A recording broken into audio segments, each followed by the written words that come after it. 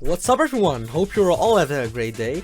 And while I was editing the Sonic Forces Reimagined video, they dropped a shit ton of Sonic Frontiers previews. Like, I'm not gonna watch all of them, I'm not gonna react to the Chaos Island 6-minute previews. I wanna explore the island myself. The Shack News or some shit, or some channel, I don't know what their channel name is. They dropped a lot of Sonic Frontiers videos, and I'm not gonna try to spoil myself, you know. The last time I saw all these videos pop up was about Xenoblade 3, and that spoiled the shit out of me. So I'm not gonna take the risk again. So I'm just gonna watch this, the final preview. After this, I'm assuming the Knuckles shorts coming out, and after that, it's time for the game's release. But until that time, yeah, let's react to the final review of Sonic Frontiers. So let's get into it. Okay. Oh, I love the move! Back in May, when I played Sonic Frontiers for my first preview, I came away with an overall positive first impression. Oh, the memories! Also a feeling that there was still a good bit of work to be yes! done. The game felt buggy, the yep. performance didn't feel optimized, and there was a ton of distracting pop-in of yeah.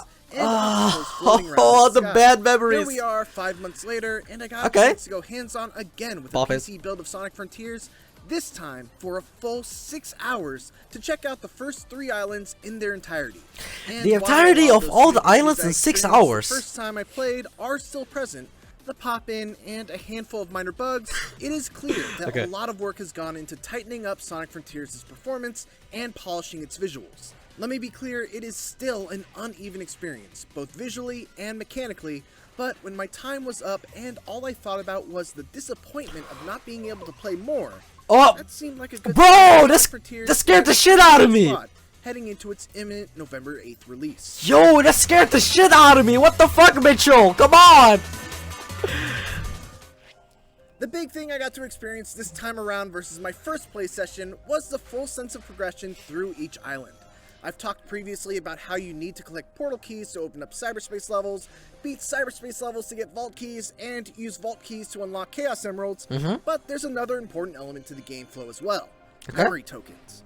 Each of the 3 islands was home to one of Sonic's friends who were trapped in cyberspace, and in order to try and free them, I needed to collect... Bro, look how big this world is! What the fuck? Typically, these are rewards for exploration in the open world, and they're the main reason you'll be looking out for springs, ramps, grind rails, speed boosters, and all other manner of gadgets that send you zooming through the world.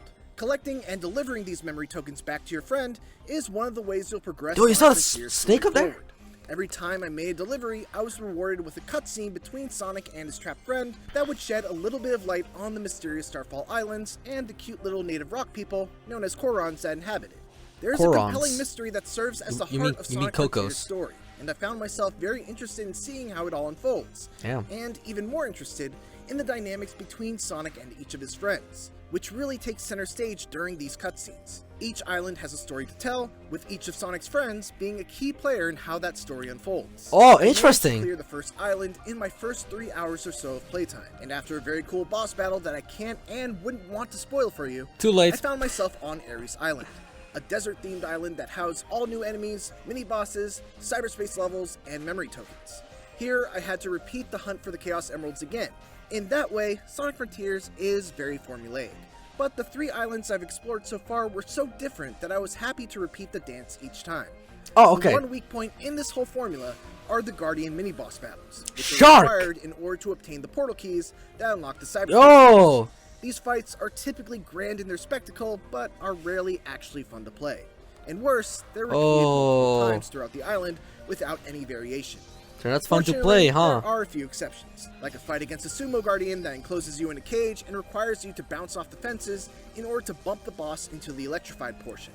The more you bounce, the more force you're able to bump the boss with, and trying to find the right angle to bounce a bunch of times before hitting the boss was a lot of fun. And then there are the cyberspace levels, which, like the Guardian mini-bosses, varied in their quality, but were all fun nevertheless.